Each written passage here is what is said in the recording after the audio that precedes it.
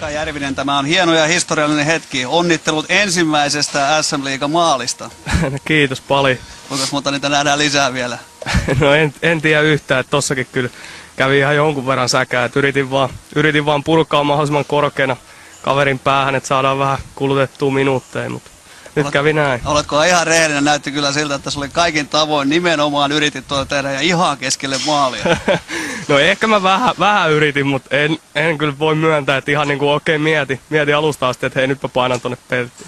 Mutta siinä oli hyvä paikka. Te pelasitte alivoimalla ja sait ihan rauhassa katsoa mihin ammut, niin kyllä tuommoista kannattaakin kokeilla. Joo, se on ihan totta, että mä vähän yllätyin, että Lukko tuli niinkin passiivisesti mun mielestä siihen kiekkoon. Ja mä ajattelin sitten, että no heitetään nyt ainakin pois.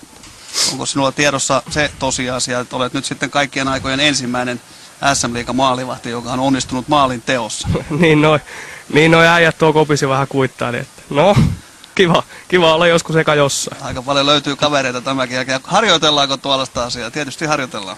No en mä kyllä ainakaan nyt maalintekoa varsinaisesti harjoittele, että se ei ole mun pääasiallinen homma. No vailla pelaamista kuitenkin. No totta kai, kyllähän sitä yrittää aina leikkiä vähän reeneiskiakonkaan ja näin. No minkälainen peli sitten noin muuten oli? Tämähän tästä jää ja muistetaan ikuisesti tämä maali, mutta mitä siellä muuten tapahtui?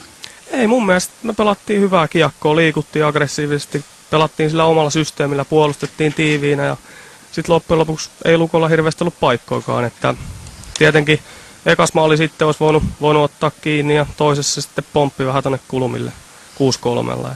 No, mutta pääasia, että saatiin 3 pistettä. Niin, ja teillä retkisen kun jatkuu, mutta ilmeisesti teille kuopiolaisille se on ihan tuttua puuhaa, että ihan joka ilta pääse kotiin pelejä jälkeen. Joo, kyllä se on ihan tuttua puuhaa, että tästä lähdetään sitten huomenna HPK:n kaartoon.